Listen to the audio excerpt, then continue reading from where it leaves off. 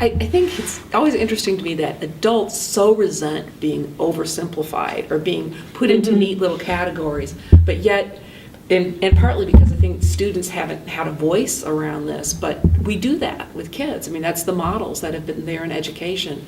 And hopefully using NOMERs like learning differences helps to appreciate the complexity, the mystery of each learner and discovering that, but then also recognizing that they operate within a system too, that you have this richness to know about a learner and how they're similar and different and what their particular variability is, but then also just to know that that can be optimized or that that's something where they can be in context which that's very difficult for them to perform.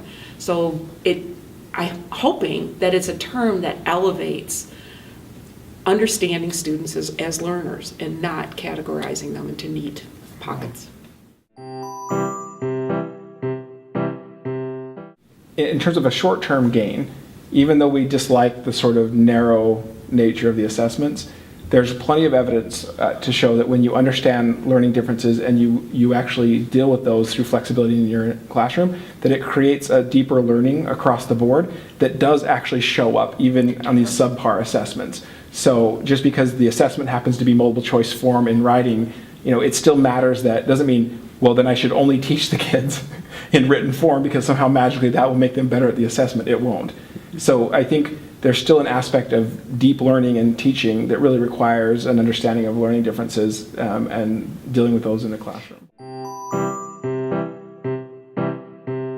Yeah, I think that last piece that you said is really, really important. So if we're hyper-focused on the standardized test that comes once a year, we miss all kinds of rich opportunities.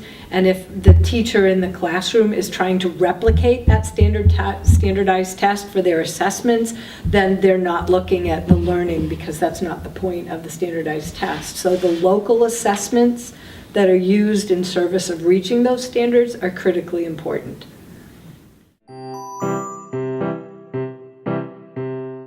And I would just want to emphasize in this the role of agency for students, that this isn't totally about that every student should land in an environment that's perfectly suited to them, but to help students identify and better understand environments just as we do when we go into the workplace, that we know hopefully you choose a job where there's a good fit at some level, but you also know I'm still going to have to write reports and I hate that. I'm not very good at it. So what are the strategies you put in place in order to accomplish that?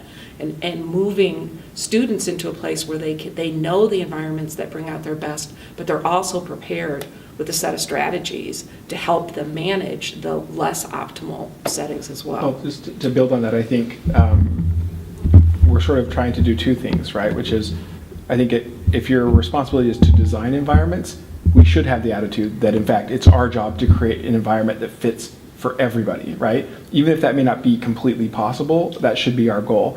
But at the same time, we're empowering individuals with the same kind of knowledge about themselves so that they can bridge the gap between their potential and the reality of their, what I would call like averagarian environments, right, that don't really fit. But I think that if that's our goal, the sort of typical way of thinking about learners, sort of average and deviation from average, fails. It fails on both counts.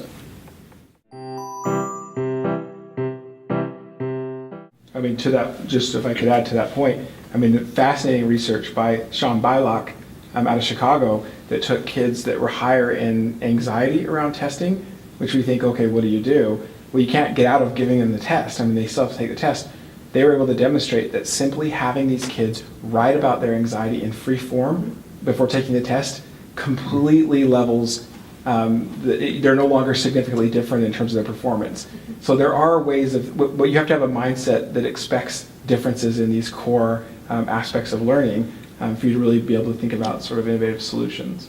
And I think, something that's come through with what everybody's saying here is taking the test as a metacognitive experience for the students, so that there's some purpose in this and their understanding what they can learn about themselves, what they know instruments like this really have to share about them and what they don't have to share about them, so that there is some context. I think students with learning differences often get lots of feedback from people who love them and people who know them and care about them about what their strengths are.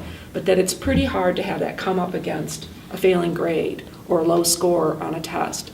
But helping to contextualize the value of that test experience and what it's not valuable for in terms of giving students information about themselves can be part of that as well.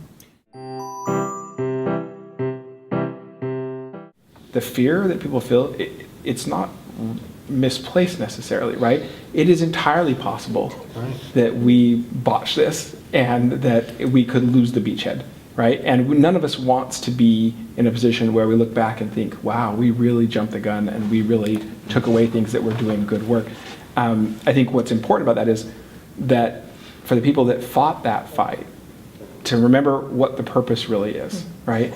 And because I think if you exchange the purpose and the goal for the way you fought that fight before, you can become the problem, frankly.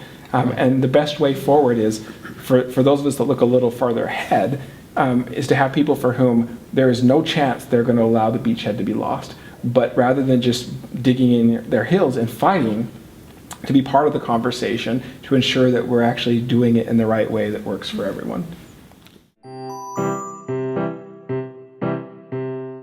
We've created these kind of labels. We've created these models for like that we have a kid with a disability and this other kid that's in general education.